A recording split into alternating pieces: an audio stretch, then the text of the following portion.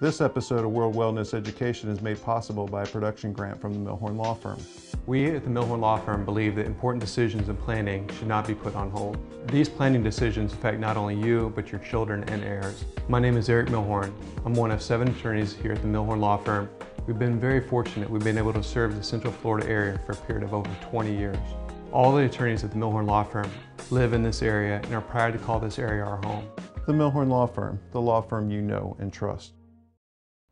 Hi, I'm Tracy Brosman, co-founder of World Wellness Education, a community forum to educate, encourage, and inspire a better way of life. We commonly face day-to-day challenges of stress, lack of exercise, and poor eating habits. But with the right approach, we can find freedom, wake up each morning feeling healthy, focused, and ready to take on the day. Together, we can make a difference, one story at a time.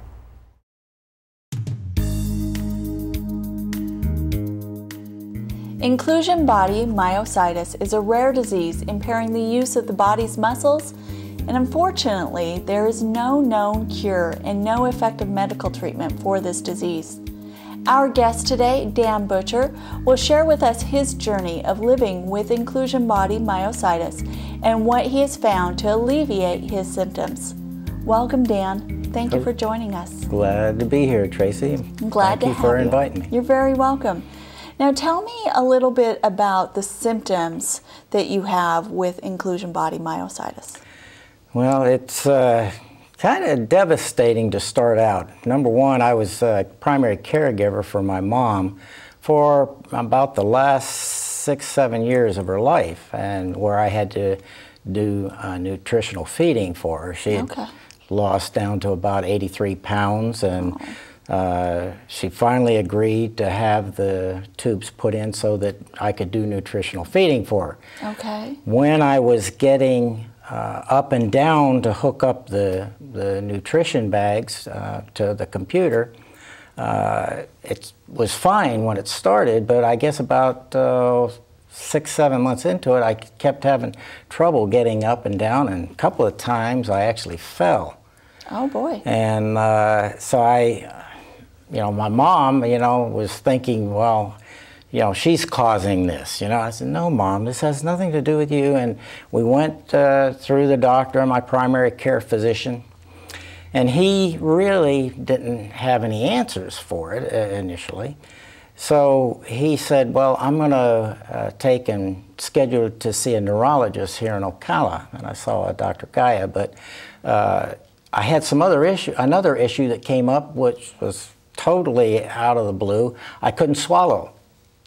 And I'm saying, bread, and I've had some issues like that before, but not so consistently. And it was very tough. So like every time you ate? Every time I would eat. Drinking? If drinking wasn't quite as bad. Anything of solid food was tough to get down. And my primary care physician, he basically was just about ready to schedule me to see an ear, nose, and throat specialist. All right. And it dissipated. And that was about probably 3 months down the road. And after that, he said, well, I want you to see this neurologist. And I went in to see Dr. Gaia in Ocala. And first, he's would ask me to do something, and I would do it, and that's just me. Right. When somebody says, I want you to do this, I'm going to do it to the best of my ability, We should say that you were in the Air Force, right? Yes, I was, 29 years old. Okay. But he initially, it took about 3 visits to him to really convince him that I really had issues. I knew my body because while I was in the service, I did a lot of running. In fact, one point in time while I was going to what they call the Senior NCO Academy, upper level management school, I did 701 miles running in 8.5 weeks. Holy smokes. And it was awesome because I went from, at that time I think it was like 183 down to 149 pounds, which I love. But anyways, Dr. Gaia, he finally decided to do a couple of tests. One was a nerve test on my muscles, and the other one was, I guess it's called an EMG. I'm not really sure what all that means. Right. But about halfway through that test, he says, "Oh, I think I see what the problem is." He says, "Let me finish this and I'll kind of explain it." And when he got done, he drew a little picture of these two lines, and in between he had these little circles. He says, "These two lines are your muscles." He says, "These little circles are not supposed to be there."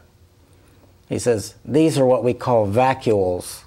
And he says, "I believe you have inclusion body myositis." And he says, "I'm going to have to schedule a muscle biopsy in order to get this, really pinned down." So he did. He scheduled the muscle biopsy and came back, and it said indicates inclusion body myositis. Okay. So he had also referred me to the Mayo Clinic in Jacksonville. And basically, about 3 or 4 months down the road, they kept calling me, and I said, "Well, he's already determined I have this." And I called his office. I said, "Do I still need to go to Jacksonville? You've already determined?"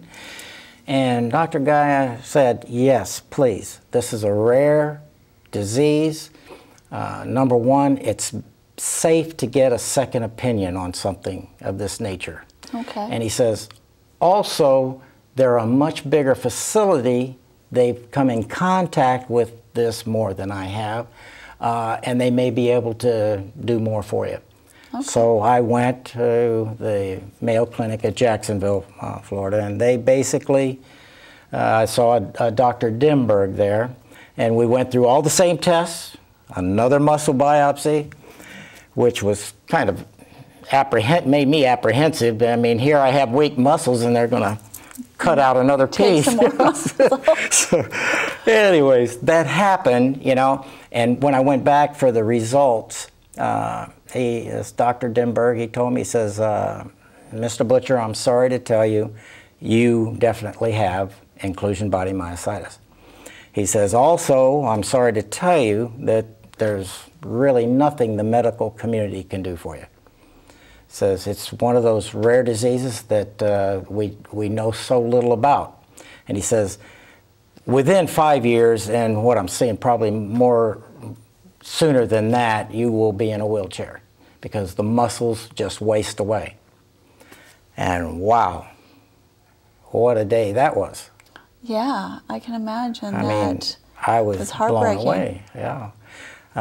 The only thing that saved me is my lovely wife, Denise, which I think you may have met. But Denise, she knew I was really down and out, kind of depressed. And here I'm still, well, you were working with my very mom. active in Right. taking care of your mom.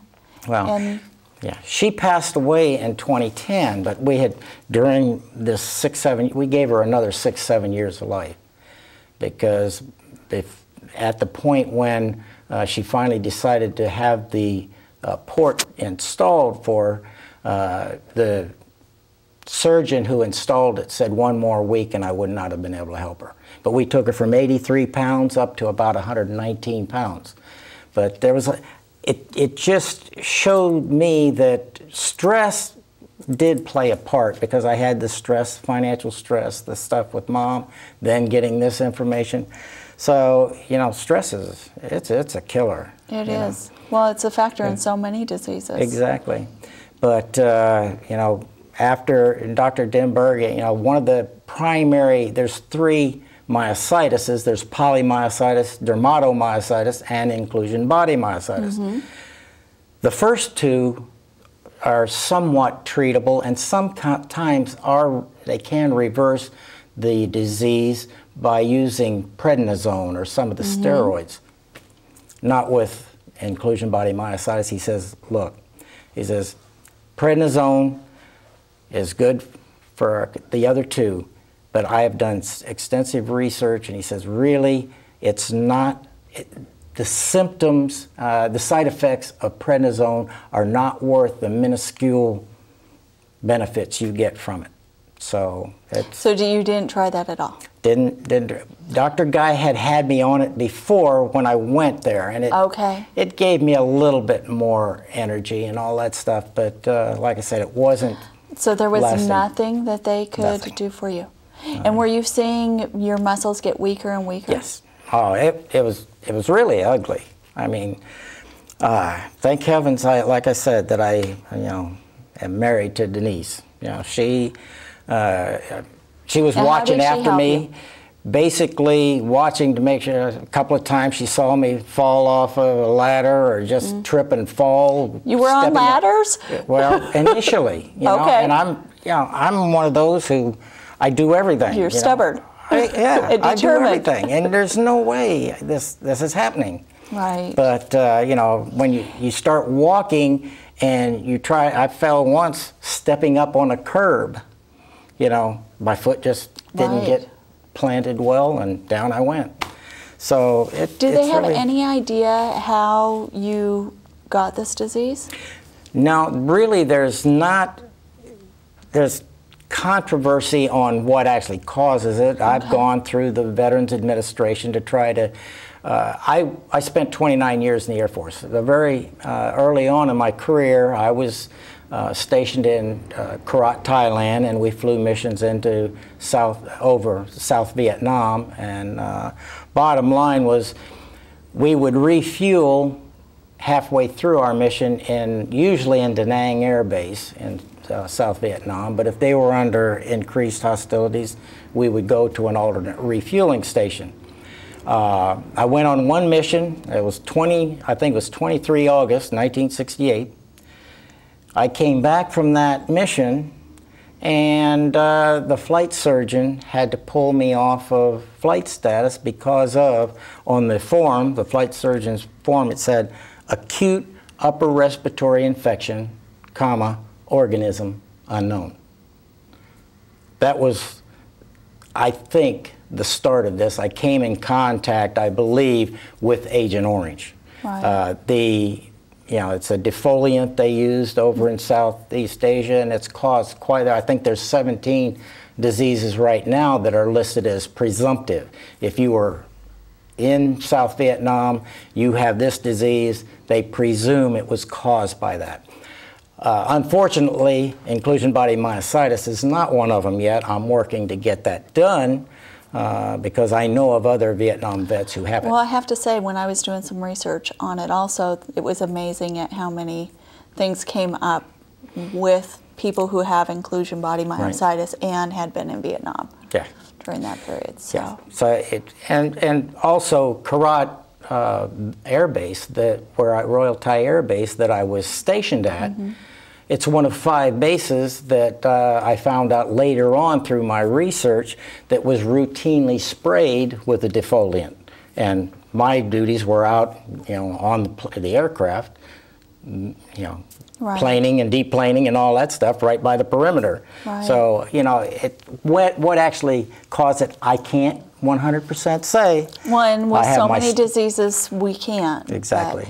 Now, were you using a cane? Did you ever end up with a wheelchair? After about probably the latter part of 2010, my primary care physician, he gave me the prescription for the cane, and I used it quite often. Okay. I really did, because, I had to have it with me. Because I never knew when my legs were going to get weak or weaker. So sometimes you felt okay? No, not okay. Okay. See, I'm one of those individuals, again, who I've had low back issues for forever, Right. I learned to live through discomfort, So I'm like I said, I'm going to do what I have to do to get things done. So it's been kind of a tough road to hoe. It really has, But my actions, were very slow, very methodical after a certain point of time. There's not much you can do because your legs get so weak. Squatting down and getting back up is a challenge. You know? Wow. Now, did you find anything that helped it? Did you change your diet or? Well, before the show, I was telling you, I went, in the last 3 months, I went from about 187 pounds, now 172. I love it. Great job. Congratulations. Now, how did you do that? I do use, you know, diet in quite, I need protein. Okay. For the IBM. Because of the muscles and all that. So I use a lot of, you know, egg whites, you know, protein shakes and things like that. You got to watch them because of sugars and all that other stuff. But I use, you know, chicken and things like that. Red meats, I used to love my hamburgers. It's been a long time since I had a hamburger now. Okay, so no red meat? Very, very little. Why did you decide to give up the red meat? That was probably about, say I have cholesterol issues. Okay. I have. I was in the Air Force for a long time, you know, and I kept my medical records. And I would look through them after the fact, you know, and for years I had cholesterol well over 200 and nobody said anything. It wasn't until about 1987 my cholesterol went over 300 and they said, hey, you've got a cholesterol issue here. So from that time on, I've had to take cholesterol medicine, but see, there's a problem. When you have IBM, you know, you have weak muscles. One of the side effects of most of the statin drugs are weak muscles. So immediately they had to stop that. So I had to look at You had no diet. choice. Exactly. No more medication for it. I had to look at diet, so that's, and my wife, she, you know, through Joy Matuition, who has this Seed Time to Harvest, she learned a lot from her on how to, you know, do organic gardening and try to make things a little bit better for us. Okay. You know, for me, you know, and it's been great. But like I said, the toughest time you have is when you go out to eat. Right. You know, because you know, you either order a chicken, you know, not chicken salad, salad with the chicken on it, and then take your own dressing, you know. Yes. Things like that. But yeah. So you changed your diet. Right. Reduce stress. Yes, really. A lot of things, you know, have mellowed, you know, since this, especially since I got, my wife likes to explain it like, you know, I also went on this supplement called Proarginine Plus. And she says, this stuff and the diet has given me my husband back. Really? Yep, that's what she says. Well, tell me more about that. Well, like I said, we basically, Joy Matuition, her new husband, a guy by the name of Richard Matuition, he basically knew of this product called Proarginine Plus, which basically it's an L-arginine, L-citrulline supplement that helps revamp your cardiovascular system. And the good Lord knows mine needed revamping, and it's my responsibility, according to him, to take care of this temple. And I had been doing a really lousy job, you know, up to a certain point. But I really wasn't even going to try it because, you know, when my wife asked me, she said, please try this. I said, because, you know, it helps reduce body inflammation. And you have severe muscle inflammation. There's a blood level called creatine kinase that they test for IBM. And normally it's supposed to be 197, I think it is. Mine was well over 700. Whoa. And I went on that product, Proarginine Plus, for 90 days. And I went back to my doctor. Because Denise insisted? She insisted on it. And I said, okay. Because, you know, there's no way that a supplement, you know, a white supplement powder that you put in to water, it turns blue, and then you stir it, it turns purple, can help. You heard the doctor. You know, the doctor said there's no medical hope for me. But I went back for the test, you know, blood test. My creatine kinase level was back to 183 with intolerance. And my wife knows. From 700. From 700. Down to 183 in 90 days? In 90 days. Wow. But the thing that was, also, she noticed, actually before I did, that I was doing things that I hadn't done in quite a while. She said, she was getting stuff done around the house, and she didn't have to do anymore. She says, you must be feeling better, and I had to stop and think. I just started routinely doing the things I used to do, and didn't even know it. Wow. But it's really, been quite a change for me to be able to. Right now, I joined this group called the Myositis Association, which meets. There's one we go to this Saturday, in fact, down at South Lake Hospital. Okay. And then there's a group that meets down in Sarasota, and we attend both of those because I still have IBM. I'm sure of that. That creatine kinase level, it likes to bounce up and down a little bit, and I think some of that is, again, based on diet. If I go a little bit haywire, you see it go up. You can see it go up, and the energy kind of drains a little bit.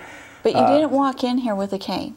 I mean, people can't see that because you're sitting down. But no, I haven't had to use that now in probably a year. And I've been on the product for about two years. Wow. And, watching my diet and all that stuff. Now, how long has it been since you were diagnosed and they said that within 5 years, closer to probably 3 years, that you'd be in a wheelchair? Yeah. Basically, the first biopsy was in January of 2010. Okay. So, there's still time for that. But, like I said, I felt like that wheelchair was probably 6 months to a year out, and I got the same impression from Dr. Dimberg at the Mayo Clinic in Jacksonville. Are there things that you can do? There must be things that you can do now that you couldn't do when you were experiencing all the symptoms. But let me ask this: is there anything that you can't do anymore? Well, I'm just a lot more careful on things. Just like we had the freeze come through the other day, and I still have to get on the ladder, to cover up my, loquat trees. You're not making Denise do that. No, not yet, not yet. But when I do them, I'm trying to be a lot more careful in how I do them. And I just don't jump up there and getting up to clean the rain gutters, that I've got, the storm gutters. I'm very careful about not, because that happened to me once. I'm out there and she's in the back bedroom and saw me up on the ladder, and she saw me, bloop. Oh my. I overextended myself, and lost my balance, and down I went. By the time she came outside, I was back up, Thank goodness. Yeah. You were lucky. I learned how to fall. when you get issues like this, you learn how to protect yourself? How to protect yourself, exactly. But no, it's a challenging disease, and that's like going to the Myositis Association. There's a bunch of great people that are there, and it's amazing to me. I know how down I got when I was still able to walk, and here they are in the wheelchairs already, but a very positive group, very positive group. That's wonderful. And it helps because basically, and that's why I'm going, is to get, the information for when and if, yes, because I progress to that stage. But at least you're planning. Exactly. Well, if somebody is watching this in this area and would like to find out more information about your journey, can they contact you? Sure. How would they do that? Well, they can contact me through my phone number, which is area code 352-233-0109, or through the email, which is dbutcher1 at cfl.rr.com. Wonderful. Thank you, Dan, so much for joining us and sharing your story. Well, I appreciate you having me. Awesome. Thank you for joining us. Together, we make a difference one story at a time. If you would like to find out more information about World Wellness Education, you can check out our website at worldwellnesseducation.org. Chlorophyll is the foundation of plant life and has been called nature's greatest healer. There have been many scientific studies that prove chlorophyll creates an environment in the body that suppresses bacterial growth and counteracts ingested toxins. Chlorophyll helps purify the liver, it builds the blood's oxygen carrying potential, and regulates digestion. This healing substance gets into the tissues, refines them, and makes them strong. Blood sugar problems can be improved by ingesting chlorophyll, and it has the ability to wash drug deposits from the body. So with all these amazing properties, where do you find chlorophyll? Wheatgrass juice is the best source. However, it is difficult to receive any benefits without growing your own wheatgrass and juicing it. So let's look to easier ways to add chlorophyll to your diet. Chlorophyll-rich foods include asparagus, bell peppers, broccoli, Brussels sprouts, and green cabbage. Other good sources of chlorophyll are collard greens, kale, dark green lettuces, parsley, spinach, and Swiss chard. An easy way to incorporate these foods into your diet is to make a green juice with a variety of these vegetables. If this does not suit your taste buds, you may want to incorporate chlorophyll-rich vegetables into your fruit juices or your morning smoothie. Spinach and kale are delicious when combined with apple juice, and parsley is easily added to many juices, including melon juice. And cabbage juice can be combined with citrus or apple juices. Another option for adding more chlorophyll-rich foods to your diets is to add these vegetables to your favorite recipes. Kale can be transformed into a delightful salad when combined with garbanzo beans, chopped apple, garlic, and lime juice. A bed of raw spinach can be topped with a broiled fillet of salmon. Raw broccoli can become a salad when combined with warm brown rice, olive oil, and balsamic vinegar. Raw green vegetables contain not only chlorophyll, but also other wonderful enzymes and phytochemicals that can help prevent cancer, heart disease, and other conditions. You may also want to consider a chlorophyll supplement. These can be found in liquid or pill form from most health food stores or online. With all the benefits, why not begin adding chlorophyll to your diet today? This information is not meant to be medical advice. No action or inaction should be taken solely on the contents of this information. Instead, you should consult appropriate health professionals on any matter relating to your health and well-being. Thanks for joining us. Remember, you can catch the show each week on Lakefront TV. To find out more about World Wellness Education, check out our website at worldwellnesseducation.org. We'll see you next time. This episode of World Wellness Education is made possible by a production grant from the Milhorn Law Firm. Have you or a loved one ever suffered an injury due to the negligence of another? Then it's time to turn to a law firm that you know and trust, one with a record of client satisfaction and integrity. Hello, my name is Ryan Milhorn, and the Milhorn Law Firm has been representing personal injury clients in the Central Florida area for over 20 years. Our attorneys live in this community and are very proud to call it home. The Milhorn Law Firm, the law firm you know and trust.